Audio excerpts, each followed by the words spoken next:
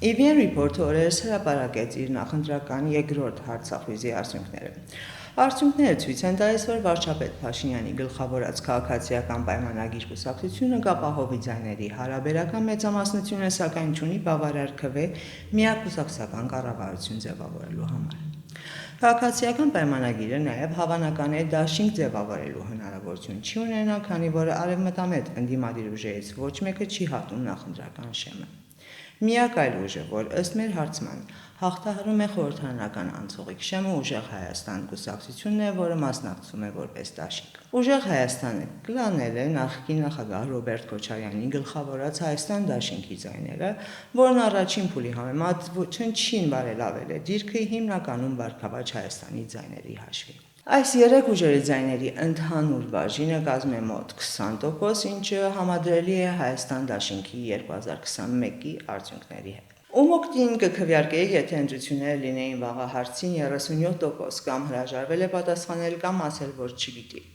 Այս 37%-ը ընտրազանգվածի չկողմնորոշված հատվածն է ու ըստ էության կորոշի ընտրությունների արդյունքները։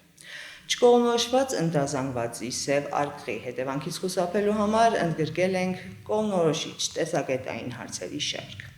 Օրինակ, մասնակիցներին խնդրել ենք գնահատել ներկայիս կառավարությունը բավարար աշխատանք կատարել է կամ բավարար աշխատանք չի կատարել նախկին պաշտոնյաներին ապօրինի գործունեության համար պատասխանատվության ենթարկելու հարցում։ Չկողմնորոշված ընտրողների 54.4%-ը կարծում է, որ ոչ, իսկ 25.5%-ը կարծում է, որ քրեական հետապնդումները պետք է դադարեցվեն։ Կամ չկողմնորոշված ընտրողների 45.6%-ը համարում է, որ անվտանգային միջավայրը բարելավել է, մինչդեռ 41.2%-ը համարում է, որ չի բարելավել։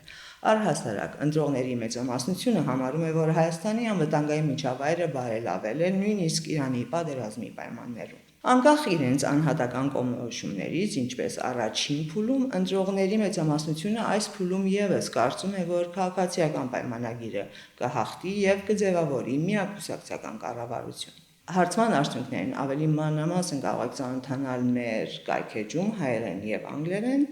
Ընթացքի մեջ է հարցման երրորդ փուլը, որը կհրապարակենք մայիսին, իսկ չորրորդը արդեն հունիսի առաջին օրերին։